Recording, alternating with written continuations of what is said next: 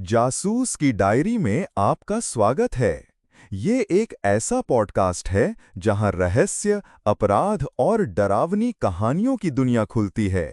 हर episode में एक नया केस, अनसुलझे सवाल और दिल दहला देने वाले मोड़ जो आपको बांधे रखेंगे। तैयार हैं अपने जासूस को जगाने के लिए? तो चलें इस डायरी के पन्नों में। कहानी का शीर्षक लबुबु गुड़िया का श्राप। पेरिस की एक शांत गली में, जहां सूरज की रोशनी भी मुश्किल से पहुंच पाती थी, एक छोटी सी पुरानी चीजों की दुकान थी। धूल से ढकी अलमारियों में सदियों पुराने रहस्य दबे हुए थे। उसी दुकान के एक कोने में एक लबुबु गुड़िया बैठी थी। उसकी अजीब सी मुस्कान और बड़ी-बड़ी आंखें, जो देखने में तो मासूम लगती थीं, पर अपने अंदर एक गहरा स्याह राज छुपाए हुए थीं। एक दिन रिया नाम की एक उत्सुक किशोरी दुकान में दाखिल हुई। वो अपनी छोटी बहन के लिए कुछ अनोखा ढूंढ रही थी। उसकी नज़र उसी लबुबु गुड़िया पर पड़ी। गुड़िया की विचित्र सुंदरता ने उसे तुरंत मोह लिया। रिया ने गुड़िया खरीदी, ये जाने बिना कि वो अपने साथ एक सदियों पुराना श्राप और एक वेंचफुल आत्मा को घर ले जा रही थी। गुड़िया के घर आते ही अजीबोगरीब घटनाएं शुरू हो गईं। रात के अंधेरे में फुसफुसाहटें सुनाई देने लगीं, चीजें अपने आप अपनी जगह से खिसकने लगीं, और रिया को एक काली परछाई के डरावने सपने आने लगे।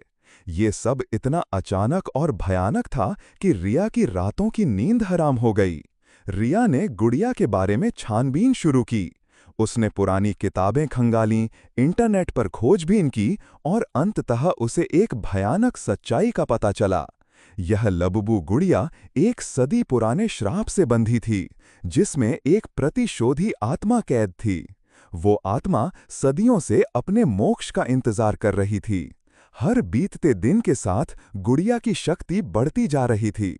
उसकी मुस्कान और भी ज्यादा विकृत होने लगी थी, और उसकी आंखें अब रिया को घूरने लगी थीं।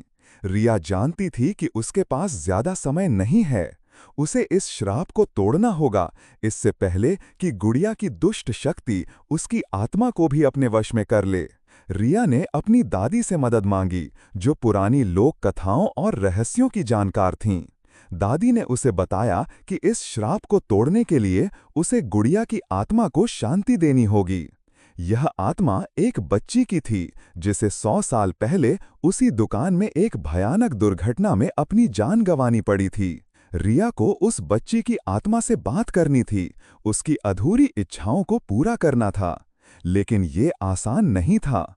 गुड़िया अब हर पल रिया पर नजर रख रही थी, उसे डरा रही थी, उसे अपने वश में करने की कोशिश कर रही थी। रिया के कमरे में हवा ठंडी होने लगी थी, और गुड़िया की आंखें अब हर कोने में उसे दिखाई देती थीं।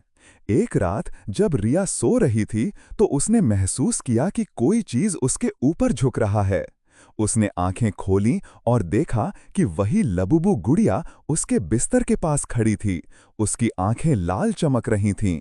गुड़िया ने अपना हाथ बढ़ाया, जैसे रिया की आत्मा को छूने के लिए। रिया चिल्लाई और गुड़िया को दूर फेंक दिया। गुड़िया जमीन पर गिरी और उसके शरीर से एक अजीब सी आवाज आई।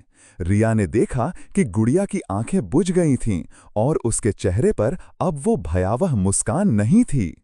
रिया ने राहत की सांस ली, पर उसे पता था कि ये अंत नहीं था। उसे उस बच्ची की आत्मा को शांति देनी होगी, तभी ये श्राप पूरी तरह से टूटेगा। दादी की मदद से रिया ने एक प्राचीन अनुष्ठान किया। उसने बच्ची की पसंदीदा चीजें, जैसे एक पुरानी फ्रॉक और एक छोटी सी गुड़िया, गुड़िया के सामने रखीं।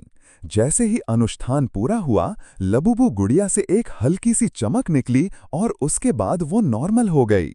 रिया ने महसूस किया कि कमरे का ठंडापन अब चला गया था, और हवा में एक अजीब सी शांति फैल गई थी। बच्ची की आत्मा को शांति मिल गई थी।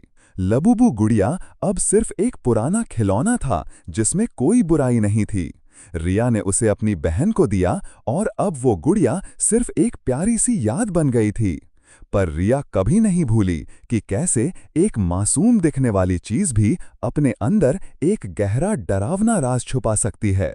यह कहानी हमें सिखाती है कि इतिहास को कभी भी हल्के में नहीं लेना चाहिए, क्योंकि कभी-कभी अतीत की परछाइयां वर्तमान को भी अपनी गिरफ्त में ले लेती हैं। ये थी जासूस की डायरी से एक और कहानी। अगर आपको ये रहस्यमयी दुनिया पसंद आई हो तो हमारे चैनल को लाइक और सब्सक्राइब करना ना भूलें, ताकि आप हमारी अगली कहानी का हिस्सा बन सकें। मिलते हैं अगली बार एक और अनसुलझे रहस्य के साथ।